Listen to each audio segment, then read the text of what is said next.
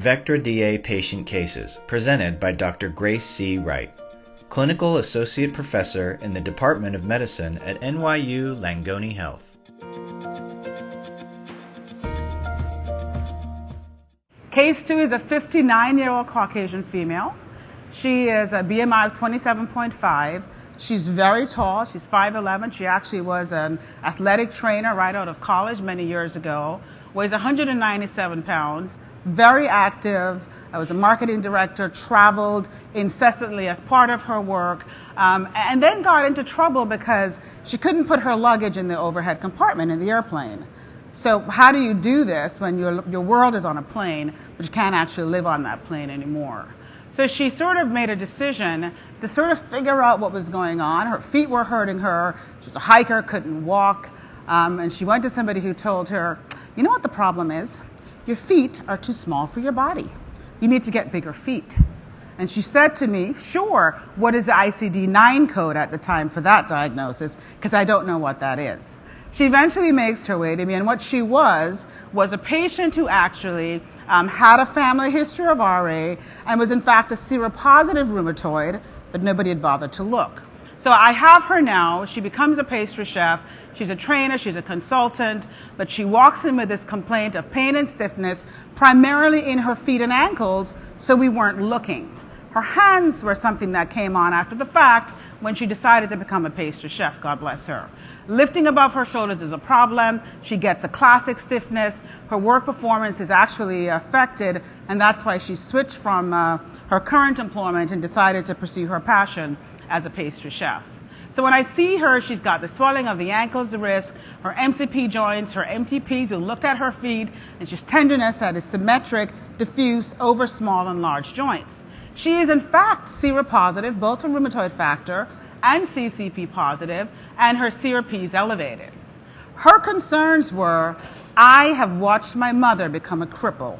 Her mother had rheumatoid lung disease, she had erosive disease, she was wheelchair bound, and almost died from methotrexate toxicity. And these are the things that affect her patients and will then ultimately dictate what they're willing to accept. She was also concerned about the cost of medicines because she'd lived through the cost of care and the burden of care for her mother.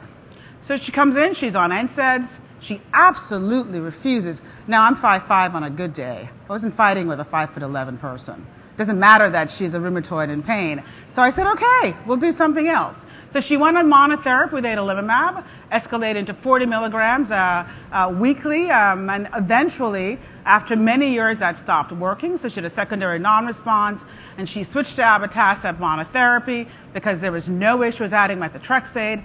We argued back and forth on multiple times about this, but she won. It's her body, her choice. Over this course, now we're looking at many years, she gained a ton of weight. Why? Because every single flare was prednisone. She could not tolerate NSAIDs. She became very severely hypertensive. And so she starts to gain weight. She starts to become much less active. And so somewhere towards the end, actually beginning of this year, she has this epiphany that I really need to focus on my health differently and I need to lose weight. What did her scores do?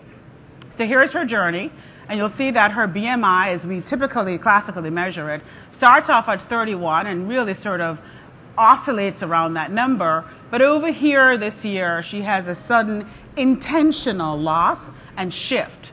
Her CRP has always stayed high, her SED rate has stayed high, her CDI has varied. I'm really cutting out, just giving you a single point per year, but her CDI would stay in the 20s. She never got into that low disease level, never got into remission. And here are her scores. So she always was skirting with high. This is her unadjusted. And then look at what happens over here when she loses weight. And I really want you to think about the delta between her adjusted. What shifted? So her inflammatory burden, as we assessed it when she lost weight, disappeared. There's no delta. And her age and gender haven't really changed.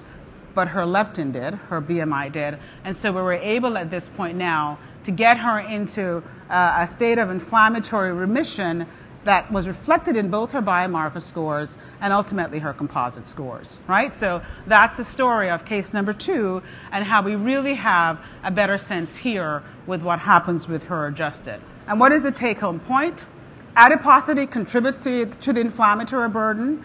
It can contribute in ways that we underestimate or overestimate.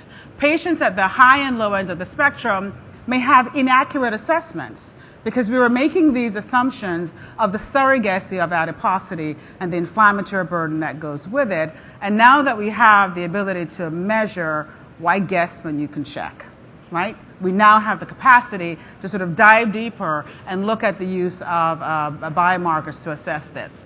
So these adjustments take into account the variables of age, gender, and adiposity, as Len has so very nicely pointed out. We have another way to look at this, another way to cut through another layer of bias as we look at our patients and understand that, yes, they are heterogeneous, their disease is heterogeneous, we're heterogeneous, but we think that a single marker always does it. Doesn't make sense to me, right? So the way that we cut through heterogeneity is to have composite things that look at the differences amongst us.